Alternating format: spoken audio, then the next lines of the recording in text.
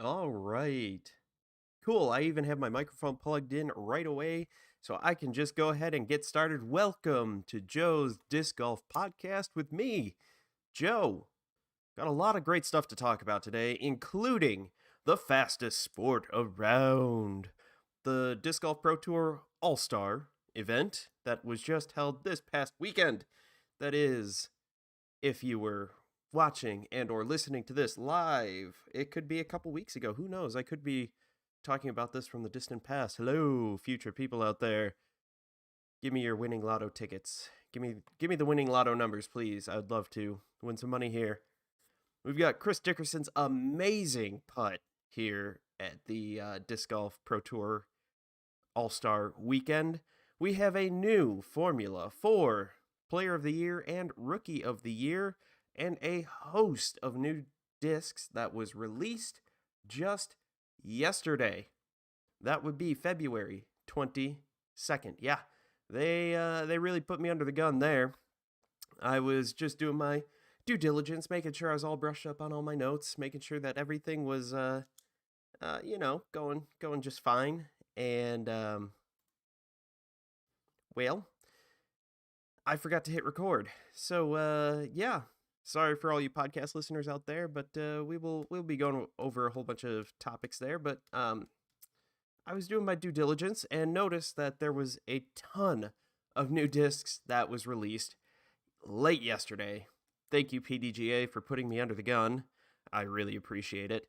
But that's not that big of a deal, because we still have a whole bunch of stuff to talk about here, including the fastest sport around, the All-Star Weekend, which was held this past weekend, February 20th and 21st. Might have also been that Friday. I don't recall. I don't have Disc Golf Network, so I could not watch this live. So I'm catching the little snippets here and there, and it looks like it was a fantastic time. We're going to get all into that. Chris Dickerson had an amazing putt. We all need to watch this. It was ridiculous. New Player of the Year and Rookie of the Year formulas. In case all of you budding pros out there don't know, there is a new formula out for that. So yeah, we're gonna get into that a little bit, just a little bit, and yeah. What else do we got here? We also have, like I mentioned, a host of new discs. So let's go ahead and get right into it. Well, let's talk about the weather a little bit here, because it has been ridiculous ever since last week. My heart goes out to those in Texas and the plains area there. That was rough. You guys lost a lot of power. A lot of you saw cold that you're not used to. Hope everybody's safe out there. Hope everything's going all right. Really scary situation out there. Hopefully everybody's all right. It looks like things are warming up in Texas, and seems like they've got the power back online. Fortunately, living in the upper Midwest here, used to the cold, and we are better prepared for it. We have things like plow trucks and salt and insulated electricity, and that's just not something Texas has to deal with ever, really. Like, it doesn't normally get that cold. So hey, hopefully everything out there is going great. Other news, personal stuff that's going on here. Kind of falling behind on some of the Daily Digest stuff on the podcast side. So if you guys are listening to this looking for that, thinking you missed something, you didn't. I haven't been banned. I haven't done anything. I've just had some things going on, and I have run out of time in my life. And this is a hobby. This is something I love to do. But sometimes you just gotta cut out and make time for other important things in life. And sometimes your hobbies fall to the wayside, even when you have a handful. I've got, at least according to Anchor, 6 people who listen to this regularly. So thank you, all 6 of you. And no, you 6. The 6. I've been watching a lot of The Boys where they talk about the 7. So the 6 of you are fantastic people. Love you all. Thank you. Thank you for listening. Always love to get constructive feedback. You can always find me on Twitter and Instagram at Joe's Disc Golf, which both of those have been kind of lacking as well. I've been focusing, kind of just taking one stab at this, and my stab right now is with this live podcast. Hopefully, going to get a few things more. Believe it or not, I've been getting more into the shorts, and after watching the Spiffing Brit, which is a completely balanced YouTube channel with zero exploits, I've learned that I should be putting my shorts on a separate channel. So technically, yes, I have started another YouTube channel called Joe's Disc Golf Shorts. Real creative, super, super duper creative. It's a spin-off of Joe's Disc Golf YouTube channel, if you didn't know that, which is also based on Joe's Disc Golf podcast. Can you see a theme? There's Joe's Disc Golf Instagram and Joe's Disc Golf Twitter. I don't know if there's a theme here or not, but if you can figure it out, let me know. Don't worry, though. Shouldn't be too difficult. Any which who, what was I even talking about? Wow, talk about a tangent there. But so the short story is that it is better to put your shorts on a separate channel. So technically, yes, I have another channel, but I'm not really doing anything different from other channels, my regular channel stuff. So thank you all for watching. Go ahead, subscribe over there if you are interested. That's YouTube. You gotta hop on YouTube. I'm not big enough. Once I hit 1,000 subscribers, then I get to have my own custom URL, which will be Joe's Disc Golf Shorts or JDGS, or Joe's Disc Golf, whatever works, whatever's free and available that I will take from YouTube. But I need to get 1,000 subscribers, which on that channel I only need 998 more, and on my regular channel right here I only need 989 at the time of recording. So we're just a couple away. If you go ahead and hit that subscribe button, you'll be helping me out a lot. I feel like if I hit 1,000 subscribers, I'm going to do a giveaway. I'm going to give away a couple discs.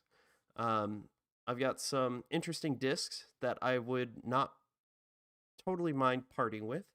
There are certain ones that are definitely not going to go away, especially my next gen. That's my next gen Gladiator, Goldline Gladiator. I don't throw it, but that is a really cool looking disc, and there's no way you'll have to pry it out of my cold dead hands to get rid of my Michelin or Rakuten. Those are just really cool discs to have, but I'll be looking at it, maybe throwing a bounty if I can get my hands on the EMAC Judge. I do have at least one Loft Hydrogen putter coming in, so maybe getting one of those out to you guys. But that won't be until I hit 1,000 subscribers. So go ahead, hit that subscribe button, like, comment, share this with everybody. Once we hit 1,000 subscribers, we'll be giving away a couple discs. I will get that all entered and figured out how to do a fair drawing with zero exploits. Thank you all.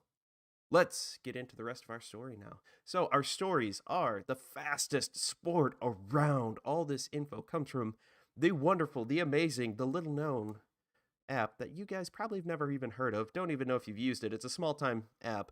Kind of new. I think it's only been out for like a couple months here. UDisc and UDisc Plus. That is, if you are a PDGA member, you get UDisc Plus for free. I highly encourage you to sign up for the PDGA. You get a lot of benefits. It's $50 for a year. With that, you get, if you're a new member, you get a disc, you get a mini, you get a rule book. Highly recommend reading that rule book, especially if you're going to go into a tournament. You get that. You get a discount on the Disc Golf Network subscription and a few other things like that. Your money also goes towards expanding the sport, getting like the deal they signed with the Disc Golf Network with the DGN, so you can see more stuff live. I haven't signed up for it yet. I'm sorry, guys. I'm going to try to do that. If you go ahead and feel like this is a good enough podcast, a good enough stream, a good enough host, please, I'm desperate for your adoration. Go ahead and head over to anchor.fm/Joe's Disc Golf. Yes, that one. I do have a custom URL because Anchor is awesome like that. Thank you, Anchor. Go ahead, and if you feel like I'm doing a good job, you can give me $1, $5, or $10. Those are your options. Those are default. I can't change them. That's an Anchor thing. Don't look at me. But if you're so inclined, you can set up recurring donations to help keep this podcast and streaming alive. Hopefully, get things in a more stable state with that. More disc reviews, more awesomeness. I want to get more disc reviews done, but I kind of have a budget. And on top of that, we still have over a foot of snow. All the T-pads are iced over. Got to get some rock salt out there because, yeah, I can't get out there, and I don't want to try to throw a disc and slip and fall or have terrible footing and just not give you guys an accurate representation of what the disc actually does. Because that's the last thing I want to do is go, hey, this disc sucks, and it's, I don't know, EMAC truth. And that is probably the signature disc of dynamic discs at this point. It's very straight, reliable mid-range. But if you have terrible footing, it doesn't matter what you're throwing. It's probably not going to fly like it's supposed to fly. Anyway, let's bring this back around to the fastest sport around.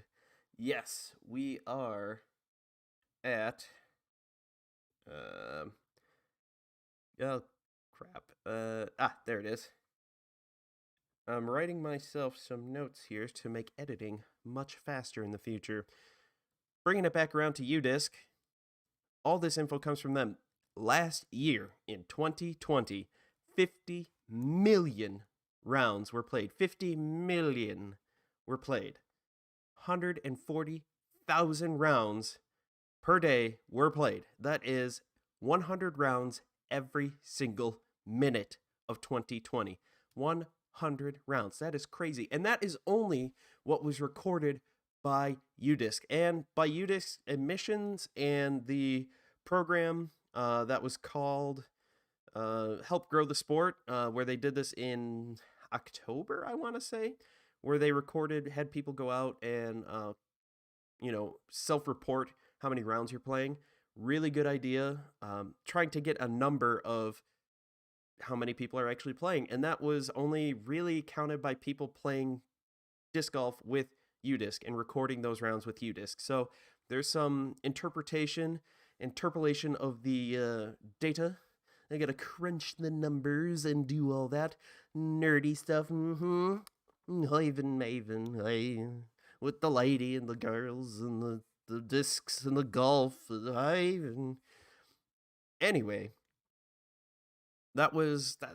So that was a nice little snapshot. Now, obviously, October in the United States can be a little hit or miss. I doubt there's much disc golf being played in October in Alaska. However, in Florida, Texas, that's prime time right there. You've beat the heat of the summer. It's great. In the Midwest, it is hit or miss. One day it is 55 degrees. The next day it is 20 degrees. And that kind of swing is just not that fun. On top of that, big wind conditions. But anyway, that is kind of what they did to try to capture how many people actually play disc golf. Now, it is estimated that 36 million of those, plus or minus a million, are in the U.S. 15.5 million, plus or minus 500,000, were the rest of the world. So, USA, we're the best at playing disc golf. We also just have the most, so go us. Just like we're the best at basketball because not that many other places play it. We're usually the best at baseball, but Japan actually does a really good job, and a lot of Latin American countries do a really good job too. We just have the money to pay all of those athletes. That's why everyone wants to go pro in the U.S. except soccer or football. Then you go over to Europe where that is life. Here it's like, yeah, it's a thing. It's there. Those numbers, like I said, were based on those participating in the Count the Sport initiative. I'm going to guess that's going to turn into an annual thing. There's no mention that they're going to try it again next year, but it is estimated that about 1 in 5 rounds is scored in UDisc. So that's not too bad. Now, I don't even record every single round. If I'm going out to specifically work on something, if I'm going out to go, all right, I am only throwing backhands. I'm not going to throw forehands. I'm not going to record that round because it's probably not going to go well because there are certain courses and certain holes that you know that if you have a forehand, that is the way to go. A backhand turnover shot could get you there most of the way, but however it's set up, a forehand is the way to go, kind of thing. Or if I'm only going to throw, or if I'm practicing rollers, and I know there are a couple holes where a roller isn't necessarily the best option, but it's wide open, it's flat. I can work on just seeing how the disc flies, and I could do it from a normal situation. I'm not gonna record that round because I'm working on things. If I'm doing technique focused skills and technique focused play to improve my game, I'm not gonna record that because my scores are gonna look like trash. Because I'm not going to do as well because I'm focusing on some minutia of my form where I'm trying to, I don't know, really lead with my elbow instead of it like, most of the time leading, but this time I'm really focusing on it. So I might throw 3 or 4 shots from the tee just to really enforce that. So that was also a little life tip there. They broke everybody down into 4 categories. They decided to separate us all based on our rounds per year. Casual disc golfers make up about 20% of those who use disc golf or UDisc and play disc golf. This is casual disc golfers are who use UDisc, and this is 5 to 10 rounds per year. That's 20% of people. That is a sizable portion right there. Good for you guys. I'm happy. Go out there, go and have fun. Who cares if you record it? Like it's always fun to go out with some buddies and just have fun. Like don't record. You just go out, relax, shoot your shot, and have fun. A regular disc golfer is defined as someone who records about 20 rounds per year, give or take. That is 30% right there. 50% of disc golfers play between 5 and 20 rounds. That's pretty solid.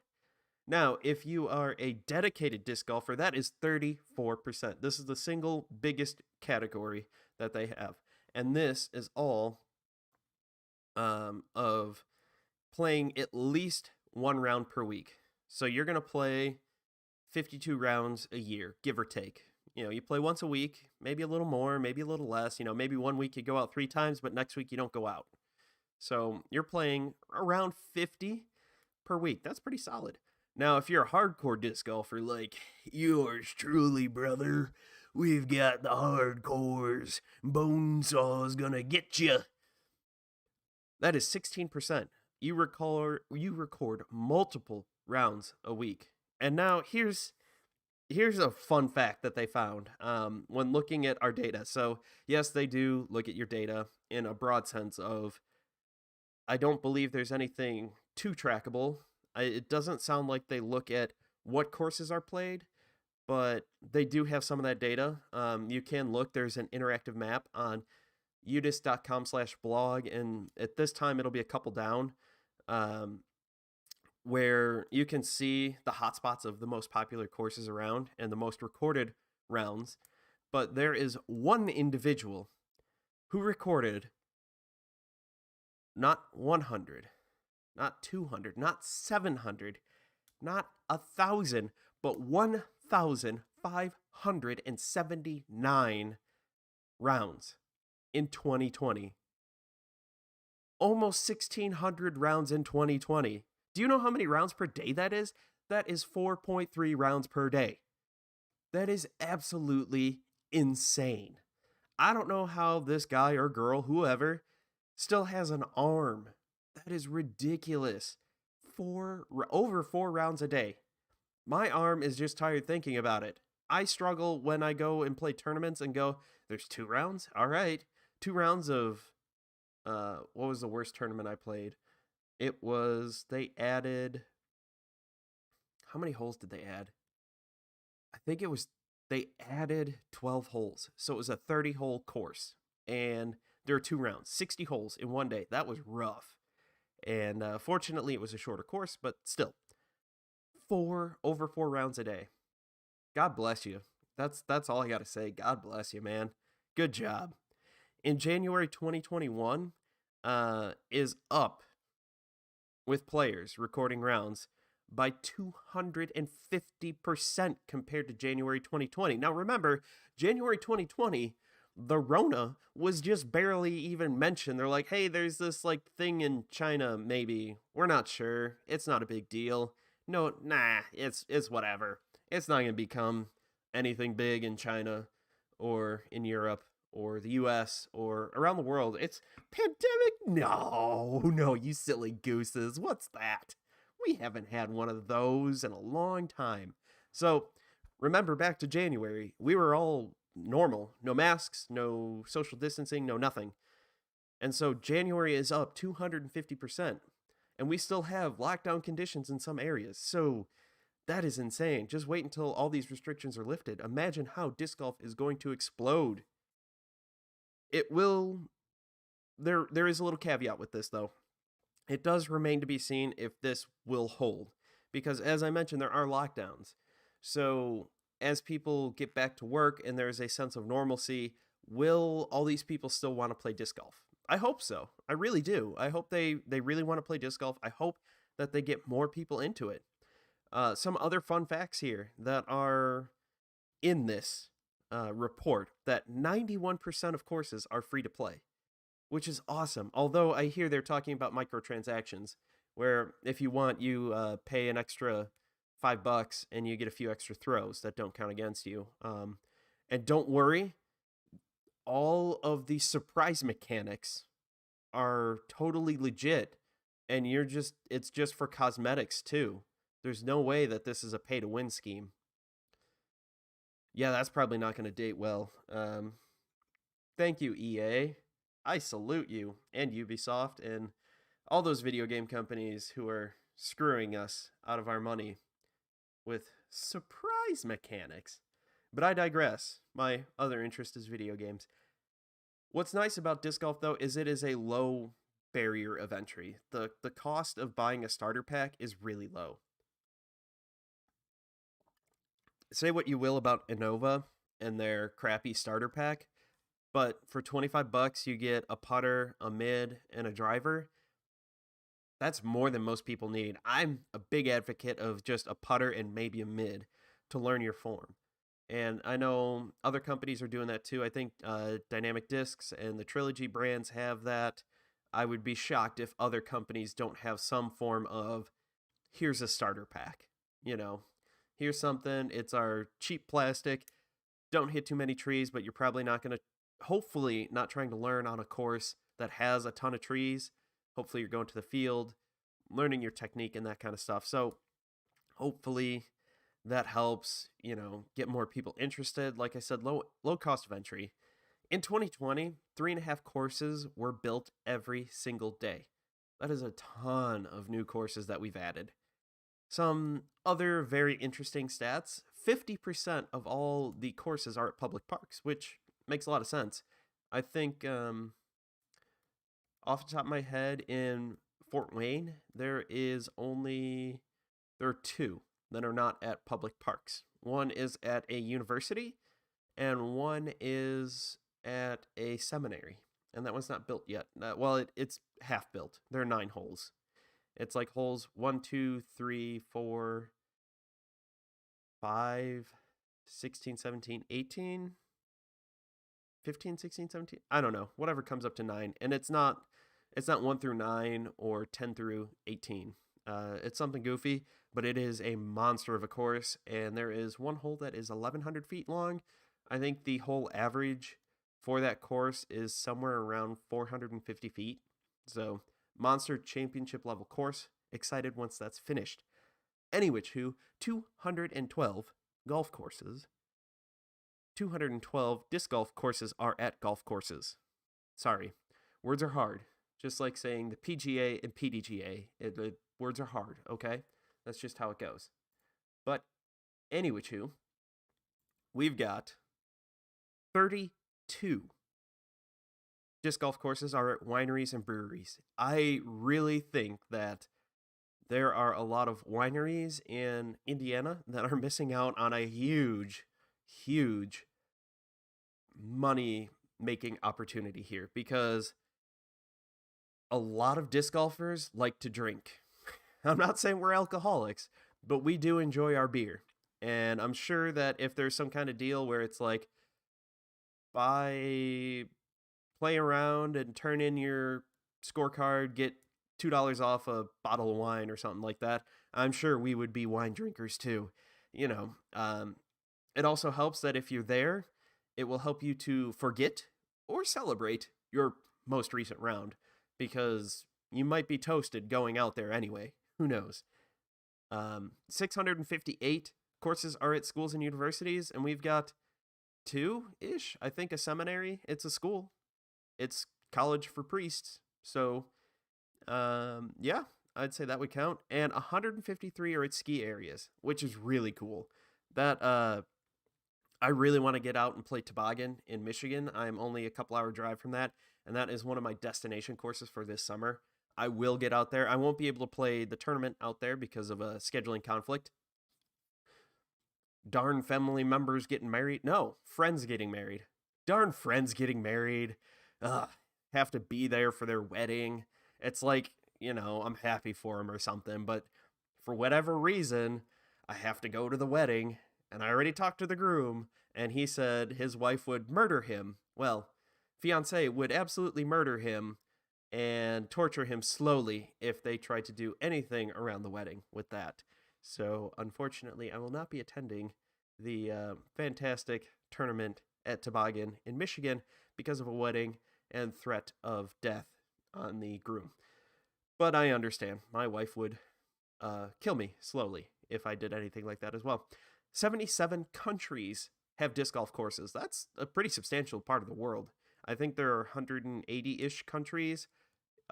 So, all right, we're getting up there. We're getting close to half. 7 out of the 10 most played courses are outside the U.S. 15 of the top 25 are in Europe, and 1 in the top 25 is in Canada, hey? So that means 14 of the top, nope, math is hard, 9, I kept thinking 30, 9 of the top 25 are in the U.S. So we need to get out there, start recording some more rounds. The other thing there is, generally speaking, in Europe there's less space. We are very blessed in the U.S. to have more space, so we have more courses, more options. So there are going to be fewer courses that are getting played more often in Europe. So that's just kind of how that goes. But good on you, good job. I'm very proud of you guys. So it's really hard to argue with that this is the fastest growing sport. I don't know anyone else, like baseball, football, basketball, hockey. Those are all growing, but they've been around so long that everything's kind of peaked. So you're not adding nearly as much. Same thing with volleyball or anything like that. Ultimate Frisbee is still growing too, but because of the nature of that team sport, a lot of people didn't want to play it because you're all touching the same Frisbee. Now, here with disc golf, it's usually frowned upon to touch another man's disc, especially if it's not in the basket. Well, I think it is time to move on to our next fantastic topic here. We've got the Disc Golf Pro Tour All-Star event. That was a wild ride. From what I've seen from the clips, it was absolutely crazy. So what they did was round one, I think it was day one. You had doubles. The front 9 was regular doubles best shot, and the back 9 was doubles toughest shot. They didn't say worst shot, but toughest shot. I still don't understand how it would be considered toughest shot. How do you make that distinction unless it was very clearly like, all right, somebody, your partner parks it and you throw it OB. Clearly you're going to take the OB shot because that's just going to be harder. But if you have 2 that are in the fairway and not an obvious like, yep, you're pinned against a tree or something along those lines, I don't know how you decide what the toughest shot could be, especially if you get someone paired together who's, a backhand player and a dominant forehand player. You're going to have a hard time finding a tough shot because for one of those guys, most likely it won't be that tough. Unless, again, you end up in the weeds, you go OB, something along those lines. From there, those partners then everybody goes to day 2, and you're split up. You're playing singles, but you keep your score from yesterday. So Macbeth and Heimberg were together, and they shot 6 down. I think it was 6 down. Anyway, they both start at that score and all that. So there were 6 people, so 3 pairs were tied at the start of the day. Macbeth and Heimberg were not on the same card. Heimberg did get out to a 1-stroke lead on Macbeth, which is pretty crazy. Good job, Calvin, out there. Unfortunately, Calvin missed the putt high to seal the win from Circle's Edge. Now, I'm not great from Circle's Edge, period, let alone winning a tournament against Paul Macbeth. Yeah, you want to talk about a little pressure? Just a teeny-weeny little bit of pressure there. So he missed high, and it rolls away down a hill. Macbeth, in true Macbeth fashion, if he can see the basket, he will hit the basket, nails it. So this forces Calvin to come back and actually make a 30-foot uphill putt. And he does. Dead center. Chains. Boom. Nails it. In. Crowd goes wild. We've got a playoff. This is at Fountain Hills, so this goes to their signature hole, where Macbeth, in true Macbeth fashion, parks it. Just absolutely destroys it. And Heimberg goes short left into the water. So unfortunately, Calvin lost. He got second place. Macbeth took first, and Dickerson took third. It was absolutely amazing. Crazy. On the FPO side, we had Kona Panis and Katrina Allen were tied going into the day. Allen, unfortunately, went out of bounds twice on hole 9. Up to that point, those two were tied, and it was a dead heat. Out of bounds twice on a hole. That is some bad, like the first one, that's some bad luck. The second one, that's a mental game. And I'm coming out hopefully with a video in the next couple weeks here about how to improve your mental game.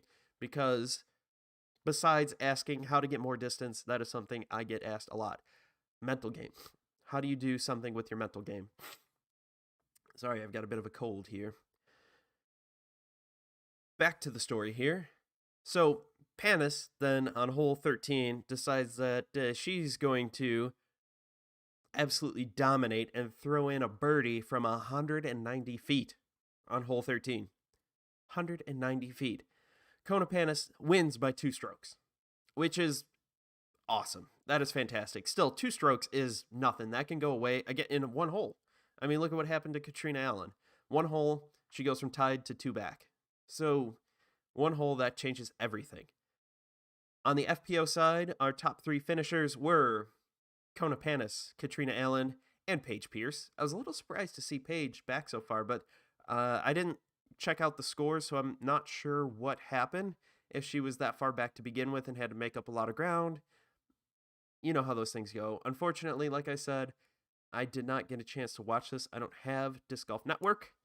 So, yeah, unfortunately, I'm not going to be able to catch too many events live. Now, let's get into some fun, exciting stuff here, where we're talking about... Let's get into some exciting stuff where we're talking about Chris Dickerson's amazing putt. Let me see if I can pull this up here. Let's do this. We're transitioning. Here we go. Can I make this any bigger? No, I can't. I am so sorry for you guys. But anyway, I have it up on Instagram. If you go to the Disc Golf Pro Tour, you can go ahead and check this out. Look at Chris Dickerson's putt. He looks like he is somewhere about Circle's Edge, give or take. It's really hard to tell right now because this image is so small. I'm on my computer, so let's go ahead and check this out. So he's about 30 feet out, chucks it from behind the trees into the wind. It goes off the top of the basket. It's a raised basket, goes off the top of the basket, goes past, but the wind is coming at his face, and so it pushes it in the backside. It goes in the backside of the basket. You just watch this thing. It hits the top, and it goes up almost straight vertical, and the wind pushes it right back into the basket. How many times have we seen that? Where you've gone and you've thrown it and it does something like that. You're like, maybe it might go back in. And it never does. And you're just like, that ain't gonna, what? That went in? Yes, that was a real sentence that I had there. That's just so insane. I can't believe that he did that. It was, I know he's a pro and everything, but let's watch this again. Look at that. Bloop. And in. Just, what? I don't even know at this point, man. That is some crazy stuff. I wish I was half as good as Dickerson, to be completely honest. Like, just in general, not even with that putt. Because there's no way that you can practice that. That is all 100% luck. And, I mean, good for him, though. But that's, whoop, sorry, hit the microphone there. But that is great for him. Good for him. Like, I don't even know at this point what's going on. But let's, I thought you all should see that. And, yeah, go check that out and watch that. You'll watch it for hours. It's amazing. So let's move on to the new Player of the Year and Rookie of the Year formula. So the current system that was all set in stone and used up through this past year, through 2020, was developed in 2007. Now, disc golf back in 2007 was a completely different animal. It was very, very, very different, where you didn't have these elite series tours and these major pro tour events where it was very clearly defined like we have now, where you have these major events and where you have all these huge national events that everybody looks forward to, the Disc Golf Pro Tour, the National Tour, the Major Series. So the system originally relied heavily on the A and B tiers because that's what the pros would play. The A tiers were the best, and the B tiers. Nobody talked about the C tiers because generally you're not getting that high level talent. You're getting a lot of local guys, maybe some people within an hour or two. That's what I'll do to drive to a tournament for a C tier. I'm not going to drive halfway across the country for a C tier unless you're paying me. You got to pay my way. Where's my money? Give me my money.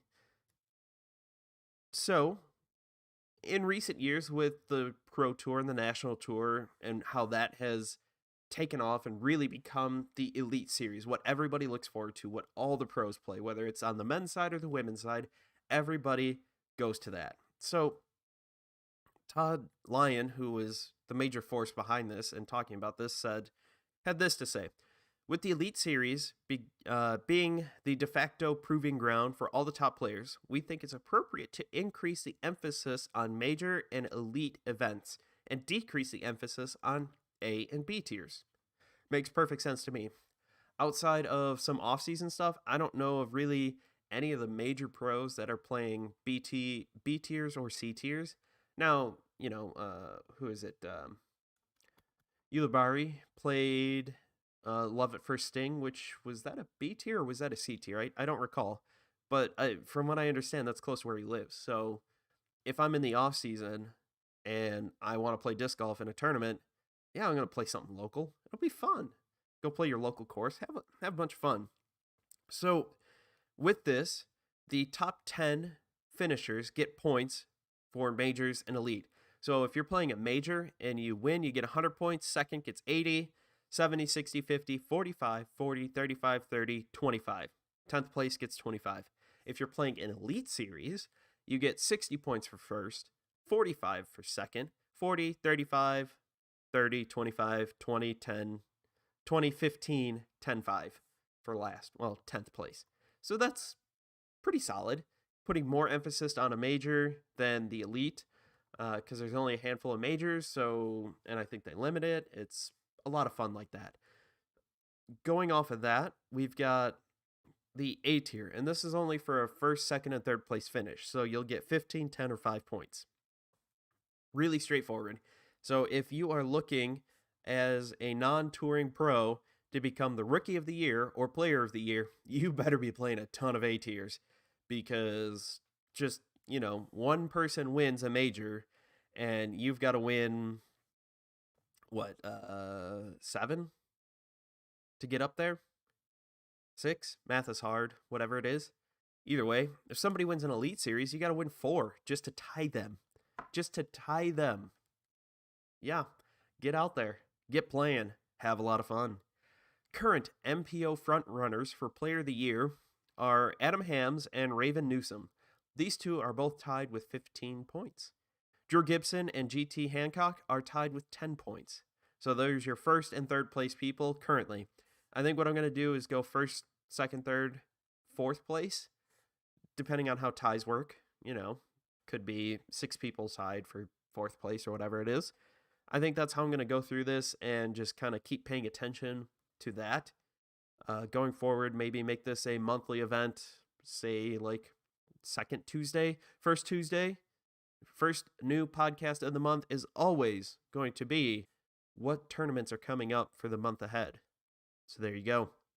Keep you abreast of all the new A tier and above tournaments that are going on. Mostly the ones that are likely to be on YouTube as either live events or recap events. On the FPO side, we've got Lisa Fakus? Fajkus. I am so sorry. I've never heard your last name said, so I apologize. And also Owen Scoggins? Again, I think I might have heard your name pronounced once on an event a couple weeks ago. I apologize for not knowing how to say your guys' last names. They are both tied at first with 15 points, and we've got Jennifer Allen and Stephanie Vincent tied at 10 points. They're at third place. Currently, there are no Rookie of the Year candidates on the MPO or FPO side, so that field is wide open. All you noobs out there, at least pro noobs, go ahead and get into an A tier, because you could easily become the front runner Rookie of the Year in February by default. Now, tiebreakers. This is how tiebreakers work. So, if you are both tied at, say, 573 points. I'm just pulling numbers out of my rear end. I don't know how you'd even get a 3, but that's just how things happen. You somehow manage to get a 3, even though all the numbers are 5s and 0s. But you're both tied at 573. How does that change? Well, we're going to go to majors. How many total points have you earned from the majors? Well, you're both tied at 201. Again, I don't know how you got that 1 point. Maybe you slipped a fiver to the judge. But yeah, you are tied. Well, then we're going to go to the highest rated round on an A tier or better. So at any tournament, what is your best rated round versus somebody else's rated round? Perfect. Boom. That is the second tiebreaker. Pretty straightforward, pretty easy. I think it's a great way to really incorporate and kind of devalue the A tiers, because let's face it, most of the pros weren't playing that many A tiers to begin with. In a normal year with a normal Pro Tour, National Tour, and Elite Series events, there's not a lot of A tiers that they play. Now, there are A tier events for us mere mortals, us AMs, to play, but that is technically the same tournament but different. Same but different. As what was that terrible movie that came out? The one that made fun of North Korea. Terrible movie. Anyway, we've got a host of new discs to come out here. We've got so many coming out, and that is our first couple here are from Discmania. We've got the Discmania Shogun. It looks like a mid or possibly like a 6-speed fairway driver. This is something, it's got a really narrow rim, and the only picture that they have is an overhead shot. It is a clearish, not opaque, a translucent purple. And so you can see the rim. It's something like, one of those tiny rims. It's really hard to tell. It's only an overhead shot. It's a really crappy picture. I'm sorry to say, it's a terrible picture. I know you don't want to give away everything. You don't want to give away the whole, I don't know. You don't want to give away a trade secret or something. Whatever. It's just hard to tell. It looks like it'll be interesting. Discmania also has the Rockstar, which looks like a fairway driver as well. This one has definitely a thicker rim. There's no question about that. Now, whether this is like a 9-speed or a 10-speed, where that line kind of crosses there, fairway driver or, distance driver, who knows? But that could be a fun one. So I think Shogun, it's going to be a stable, reliable, because it's like a ninja. So boom, there's my logic. It's like a ninja. It's going to be stable. The Rockstar, I think this is going to be an understable fairway driver because Rockstars are very unstable. So boom, right there. Look at that logic. Logic right there. And finally, you've got the Discmania Astronaut. This is definitely a high-speed driver. This rim is like massive. It looks like as thick as you can get. Again, this is one of those translucent images or discs there that you have a picture of. I think it is a great option. And the Astronaut, I think it's going to go far. I think it's going to be decently stable because astronauts are reliable. There you go. That's how it's going to be. That is my super scientific way of telling you how I think these flight numbers are going to be. So scientific here. We're going to move on. We're going to move on. MVP Cypher. This is a fairway driver. You want to know how I know that? Because the picture said so. It said fairway driver. It didn't have anything to do with numbers. Had no numbers on there. But it is a fairway driver. And given that it is a Cypher, it is a little shady. Cypher tactics. You gotta decode things. I think it's going to be an understable disc. An understable fairway driver. I don't really know, but that's what I'm going to go with because why not? We've also got the MVP Beam. This is a distance driver because the picture said so. And because, the picture said so. So the MVP Beam, I think this is going to be a neutral straight flying disc because a beam of light is just straight. A beam in your house is straight. It is load bearing. This is going to carry your load with you the whole time. And if you disagree with me, then I don't know what to tell you because the numbers aren't out yet. And I need to set a reminder to see how close I am to what these actually fly like. We move on to the Axiom Rhythm. This is a fairway driver, again, because the picture said so. And once you get in a rhythm, once you get in a groove, once you feel the rhyme, it's bobsled time. But you also have a disc that is the rhythm. And because of that, because I could think of bobsledding with rhythm, thanks to Cool Runnings, fantastic movie. You guys should all go watch it if you haven't seen it. Stars John Candy. I think that's one of his last movies that he did before he passed away. Very sad. Bringing it back to disc golf. It's a distance driver, so I think it's going to be a little squirrely. I think it's gonna be an understable disc. Because bobsled tracks twist and turn, and that is how I got that. You also have the Axiom Hex, which is another disc that is a mid-range because the picture said so. And I think the Hex, those are generally bad, although you do have the Hex pattern, so it's trying to fly a lot farther with the Latitude 64 discs that didn't exactly pan out that well. I think this is going to be a neutral flying disc because hexes are bad, but the hex pattern on the Rakuten and Michelin caused it to be rather unpredictable and unstable. So taking the bad, which I'm going to call overstable, and the hex pattern being understable, I'm going to say that's going to combine into a neutral flying disc. We also have, by Streamline Discs, the Jet. This is a distance driver because it said so. Now, the Jet, you could take this a couple different ways. Could it be like a fighter jet that gets all crazy, or a stunt jet that does all these crazy things like the Blue Angels, or more likely a passenger liner where it goes straight? So I think this is going to be a long, straight distance driver, maybe a little stable, but not too crazy. Then you have the Streamline Discs Echo. This is a mid-range because the picture said so. And this is definitely going to be crazy overstable because when you hear an echo, it comes back. So obviously, the echo is going to go out and come back. It's going to be crazy overstable. It's going to make the Justice look understable. It's going to make the Anvil look understable. It's going to make the Tilt look like a catch disc, all right?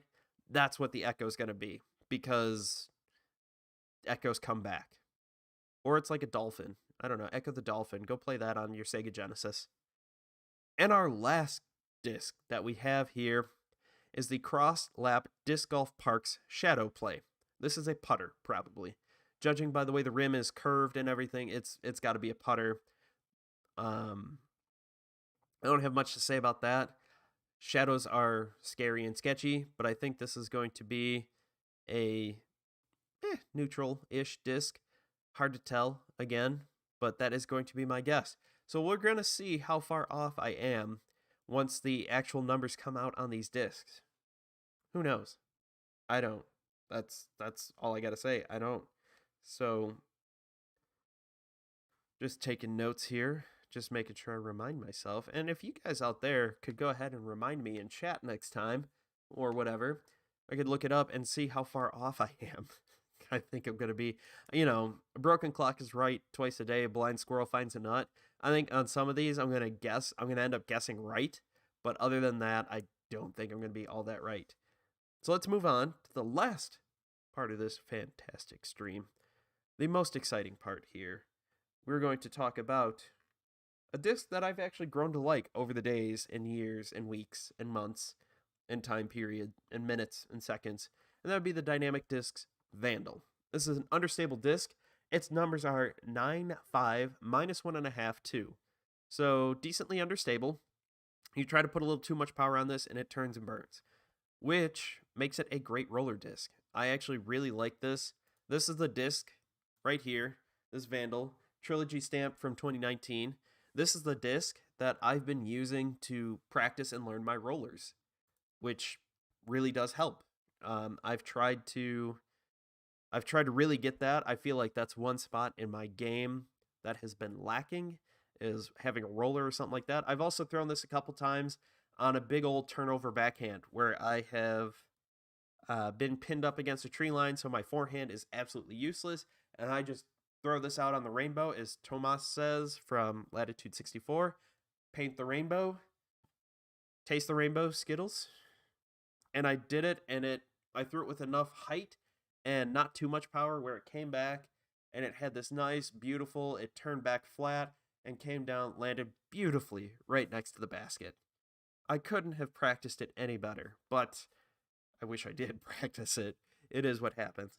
However, it was a lot of fun. But the disc is pretty reliable. I got it in the Lucid plastic. I think you could get this in prime plastic, which tends to be a little more stable, but far less durable. You can also get this in the, I think, Biofusion, which is a little more stable than Lucid, more durable than prime, but not as durable as Lucid. I know Dynamic Discs is also coming out with their Eco-Plastic, something that is a little more environmentally friendly, but who knows when that's exactly going to hit. The hard part is with COVID, things have been so backed up. I know, listening to Disc Golf Answer Man, those guys have been saying that they've got 5 shipping containers of discs coming. That's a lot of shipping containers. That's a lot of Frisbees. That's like 6,000 Frisbees easy. So it's going to be great once that all comes in. I can't wait for things to kind of stable out and us to get a more reliable supply of discs. There are a few I want to really try. I really want to get my hands on that EMAC Judge. I really, really, really want to get my hands on the Tilt by Discraft. I also want to get my hands on the Hydrogen Putter, which if you are signed up to get that, if you pre-ordered that, they have pushed things back about a week because of the snowstorms that came in that affected their shipment of materials to make the discs. So from there, things kind of got pushed back, so you got to deal with it. It's unfortunate, but it is what happens. So I think that kind of wraps it up for today. We talked about a lot of stuff, whole bunch of fun stuff here. Hopefully this all was a good day for you guys and that you learned something. Talked about a whole bunch of different things. I can't wait to get out onto the course. I've signed up. I will be signing up for a tournament here in March in Indiana, so let's hope that doesn't go wrong. Yay, Indiana weather, and hopefully things go well. That registration for me opens March 1st, so by this time next week, you will know if I got in or not. Thank you all for watching. Don't forget to subscribe, like, comment, all that fun jazz. Go ahead, follow me on anchor.fm, where you can get the podcast, the audio version of the podcast, instead of just a talking head here on YouTube. I try to get that up same day as I record this podcast. I also am on Instagram and Twitter, as I mentioned before, at Joe's Disc Golf. Thank you all for watching. I can't wait to see you all in the next stream.